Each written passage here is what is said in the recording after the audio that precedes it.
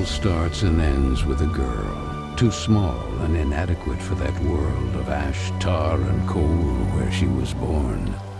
When her mother died suddenly, the little girl, with only the company of a stuffed friend she would soon forget, found herself all alone on an icy bench, waiting for the carriage that would take her to the austere Bunny Hall.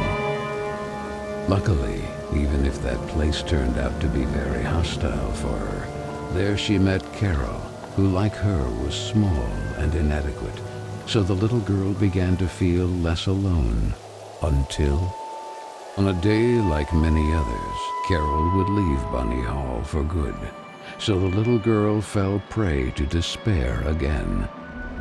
After all, in a world made of ash, tar, and coal, furiously ticking away like a crazed clock, what can a little girl do all by herself?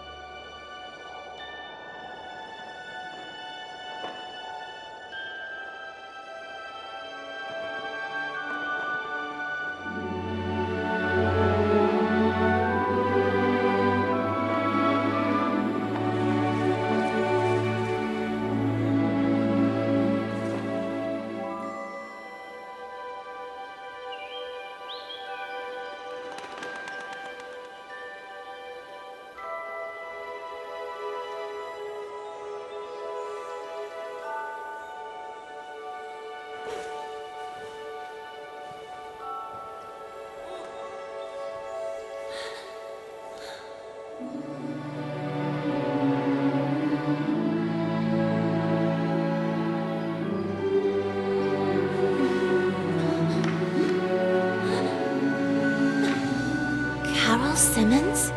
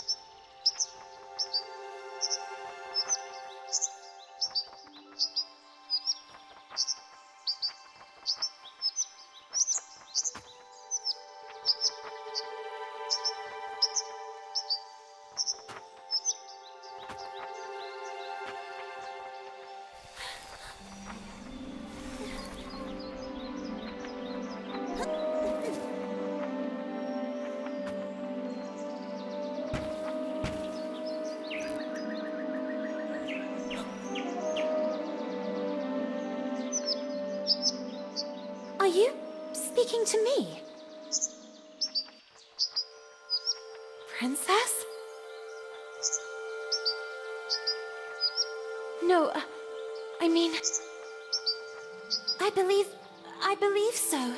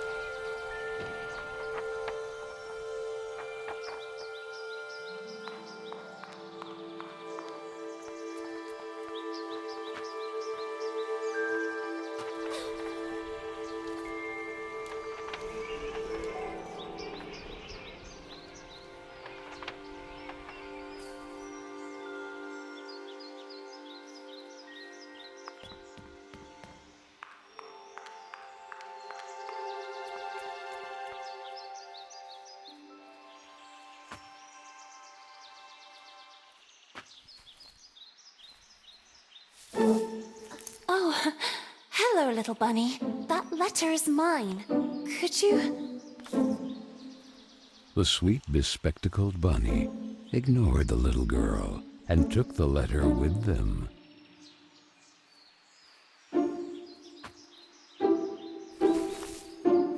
I beg you, would you be so kind as to give it back to me? The little girl began to get impatient.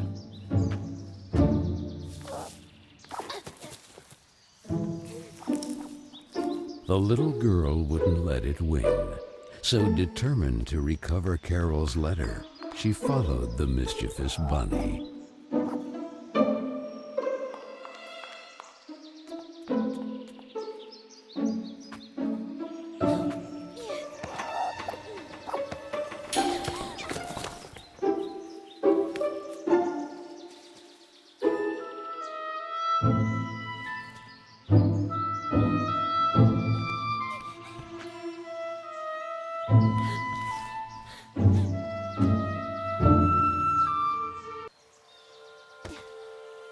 What place is this?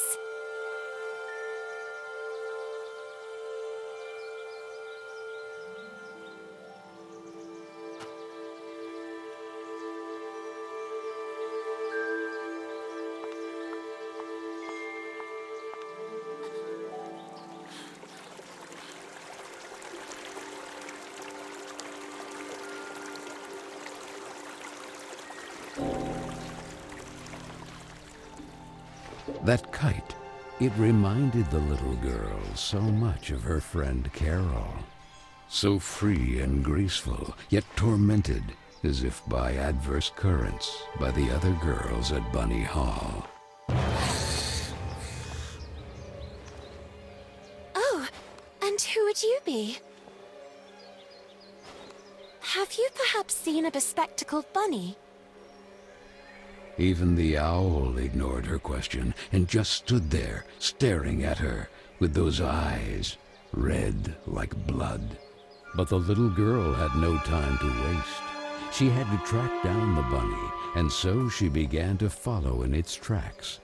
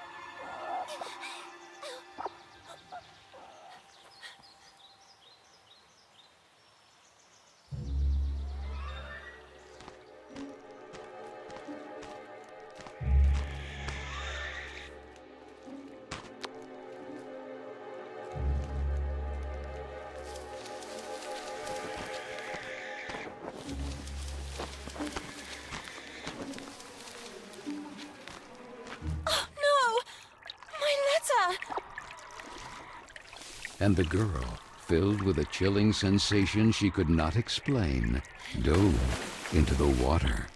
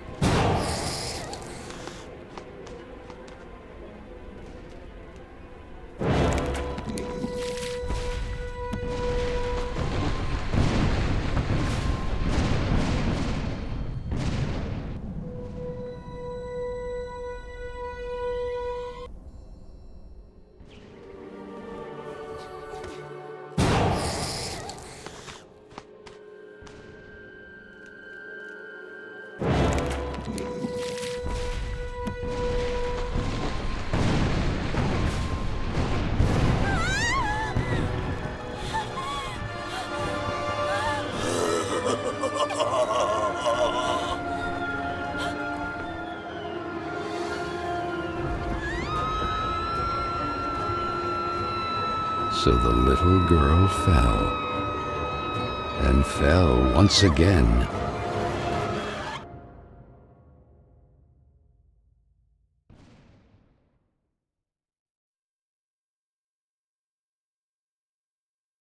And while the man with the tar hat stood grinning,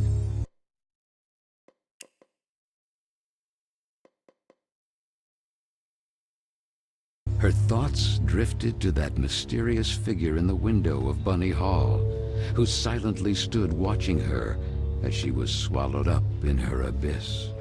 And this is how our story begins. A letter, a roar, then a daring plunge, and a little girl, too small and inadequate for that world of ash, tar, and coal of which she was a part. Miss Benton, I am pleased to note that my voice is so soft that it encourages restful sleep in class. Would you be so kind as to share your wisdom on today's topic with your fellow classmates? There was a man made of tar, an owl, and a bunny with glasses. Such impertinence.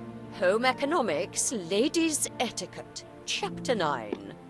Be always beautiful, perfumed, and impeccable. All of you young women of today are privileged to witness the deeds of the great men of your era. The grand discoveries, the phenomenon of industrialization, progress. Soon you will be wives and then mothers of great men who will go down in history. And you, Miss Benton, make fun of it. This establishment, too, if events continue to transpire as hoped, will undergo important developments, and you will be the first to benefit from them. Why, ladies? A portion of Bunny Hall was conceded to a corporate collective in order to form a small branch, thereby taking advantage of the area's greatest resource, rabbits. This will not only bring new luster to the estate in this region, but also new jobs. Very good, Miss Vicky Trout. At the very least, Lana has grasped the rabbit matter. In this regard, our dear Frank reminds us that it is strictly forbidden to venture beyond the walls of the park. The disinfestation work will resume tonight after the strong winds of recent weeks. Remember, not to be overwhelmed by the explosions. It's all perfectly normal. The soil is blasted with charges and the rabbits forced out of their burrows. Who did it? Lana! Miss Benton!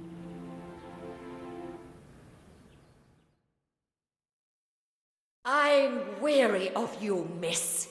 Ungrateful, arrogant troublemaker. Why is it so difficult for you to behave like all the others?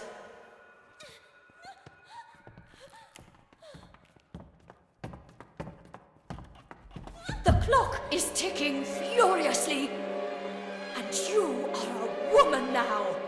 Therefore, it is high time you learn to behave like one, or accept the consequences of your ridiculous transgressions.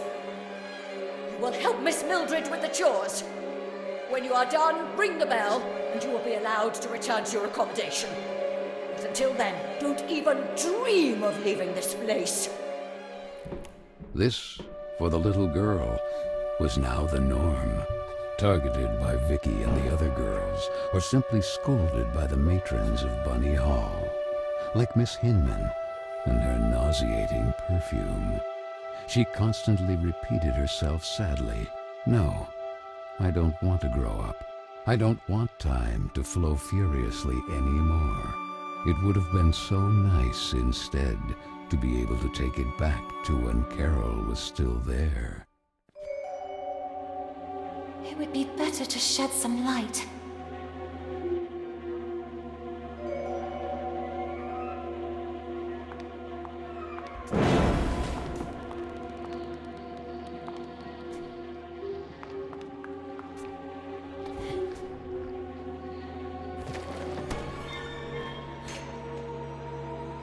Where the heck did the broom go? Oh, Here it is. Better get to work.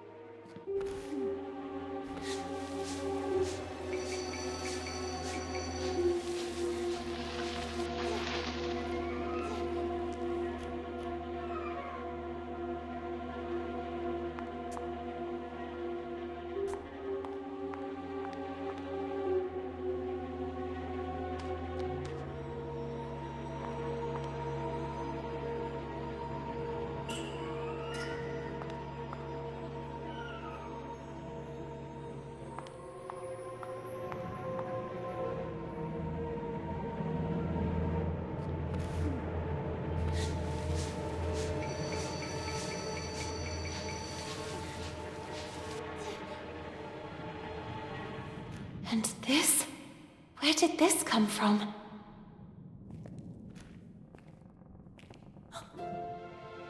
It looks like an old mailbox.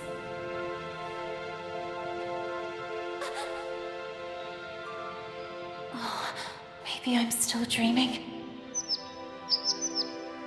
Who is there?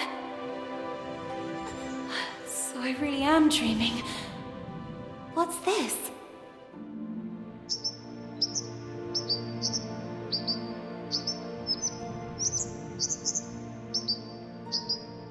Carole?